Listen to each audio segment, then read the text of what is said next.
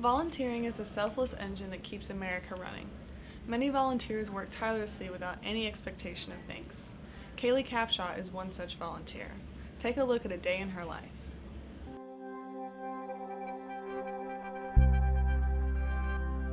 I started volunteering as a kid. I always had a huge draw towards people who were neglected or misunderstood. I taught for 3 years. I moved here to teach. I got my master's in education, worked in the Bronx and Harlem, and I felt like God was like, if you trust me, you can step out and I got you. So it was really amazing. I spent my first year volunteering full-time with the Dream Center. I started out in community outreach development, so we did different outreaches in different parts of Harlem. I spent the last year volunteering full-time through AmeriCorps with the American Red Cross, so helping people get through disasters. One of the downsides of volunteering is that there's always need, and so a huge challenge is finding boundaries so that you don't deplete yourself to the point of being worthless to others and to yourself.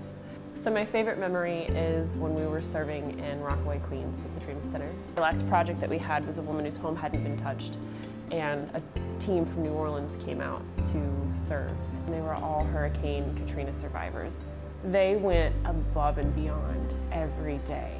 And they were able to actually look at her and be like, I know exactly what you're going through. Like everything you could possibly imagine them doing, they did. And they did it with just such love. The coolest thing was just sitting at the end of their last day, listening to them share their stories. And there was so much healing happening in that exchange, and so much just hope being poured back in. And it was amazing. And I don't have any, I could give you 10 bajillion adjectives, but you'll never know like what it was like to sit there and be like, this is what it is to be human. Volunteering is a very enlightening experience, to say the least. So when you're serving someone, you get really intimately acquainted with their humanity. It really pulls down a lot of barriers that you have. You know, you start to understand your own humanity and your own failings and your own faults and your own needs.